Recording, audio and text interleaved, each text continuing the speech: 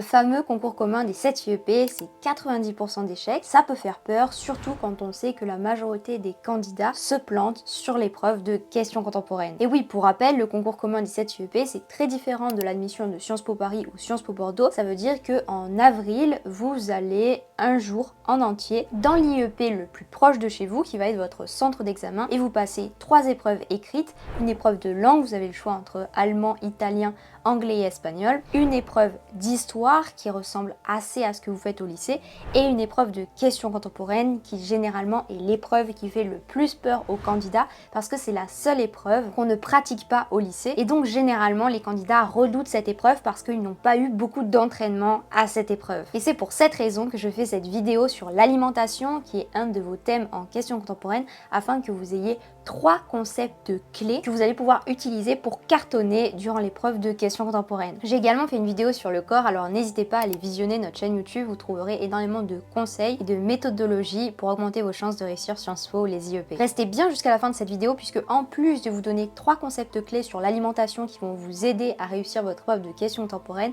je vous donnerai à la fin de cette vidéo un conseil qui devait aussi beaucoup vous aider. Donc on commence tout de suite avec le premier concept clé à connaître, la théorie de Thomas Malthus. Thomas Malthus est un économiste britannique de l'école classique au 19e siècle et il a développé une théorie très simple. Si je vous en parle, c'est qu'elle est super intéressante pour le thème de l'alimentation et en plus elle est étudiée à Sciences Po en première année. Donc si vous l'utilisez, ça plaira beaucoup au jury, à votre correcteur. Et donc cette théorie, elle est très simple. Selon Thomas Malthus, les capacités reproductrices de l'être humain sont plus importantes que ses capacités à se nourrir. Donc vous voyez le graphique, selon Thomas Malthus, la population va tellement croître que la production de nourriture, elle aussi, va croître, mais moins vite. Et donc forcément, les deux courbes vont se croiser et on va arriver à la catastrophe malthusienne où il n'y aura pas assez de nourriture pour nourrir la population. Il n'y aura pas assez d'aliments. La catastrophe malthusienne, c'est donc la prédiction d'une crise alimentaire. Ça, c'est une théorie qu'il a élaborée au XVIIIe siècle. Aujourd'hui, avec du recul, on se rend compte que la production alimentaire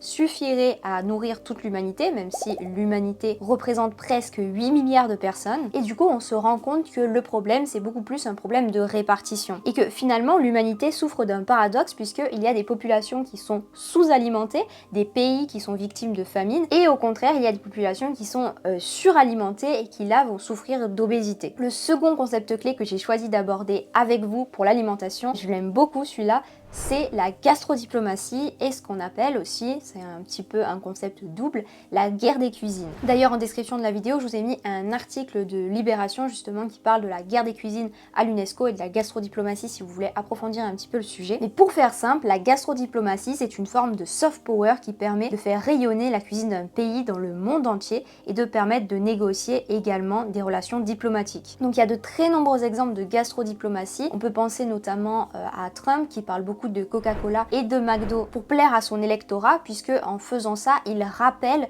que l'industrie américaine est extrêmement puissante et qu'il y a des McDo partout dans le monde et que la marque Coca-Cola est également implantée partout dans le monde, ce qui montre la puissance de l'implantation américaine dans le monde. Quand on parle de gastrodiplomatie, il faut aussi s'intéresser à l'UNESCO, puisque l'UNESCO répertorie les plats en fonction de qui les a inventés et du coup forcément il y a des litiges. Certains pays vont revendiquer la paternité avec un plat et d'autres vont dire bah non, c'est nous qui l'avons inventé, etc. Donc ça montre que c'est un soft power qui est très important. Et enfin, la gastrodiplomatie, elle peut aussi servir d'arme politique ou d'arme de publicité, ce qui revient plus ou moins au même. On peut par exemple parler de l'oncle Vania qui a remplacé McDonald's en Russie. Et enfin, le troisième concept que je voulais vous présenter, celui-là aussi je trouve super intéressant, c'est celui de la souveraineté alimentaire. En France, c'est tout d'abord De Gaulle qui en a parlé, mais le concept n'était encore pas vraiment popularisé, mais il voulait que la France se suffise à elle-même en termes d'alimentation. C'est-à-dire que les capacités de production alimentaire française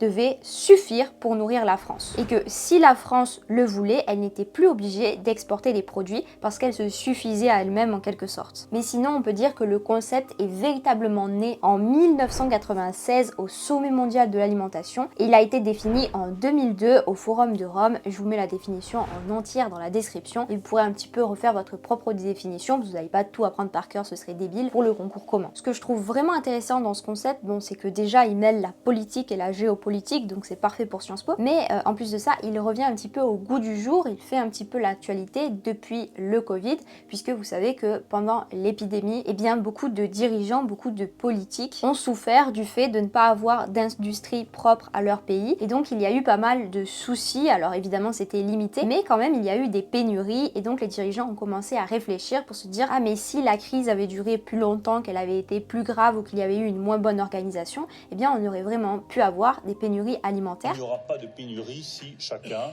adopte des comportements responsables qui consistent dans le fond à continuer à faire ses courses comme avant. Et donc le concept de souveraineté alimentaire a fait encore plus de sens ces dernières années. Félicitations d'être arrivé à la fin de cette vidéo. Maintenant que vous savez ça, je vais vous inviter à faire quelques actions pour augmenter encore vos chances de réussir le concours commun. La première des choses, ça va être de télécharger notre guide gratuit. Et oui, toute notre équipe, donc des professeurs et des coachs qui sont étudiants à Sciences Po, nous avons conçu un guide gratuit en 14 étapes, les 14 étapes pour réussir Sciences Po ou le concours commun de cette UEP. Le lien du guide gratuit se trouve directement en description. Quand vous l'avez rejoint, ce que je vous propose, eh bien, c'est de rejoindre notre groupe Telegram, puisque on donne énormément d'informations. Quasiment tous les jours, on envoie des petits conseils, des petits tips pour vous améliorer dans votre vie d'étudiant. Et une fois que vous êtes inscrit à ce guide gratuit, plus que vous avez rejoint notre groupe Telegram, déjà c'est un super pas pour progresser, pour réussir le concours commun. Et pour finir, vous pouvez vous abonner à cette chaîne YouTube, puisqu'elle est spécialisée sur Sciences Po et sur le bac, donc je parie que vous allez revenir.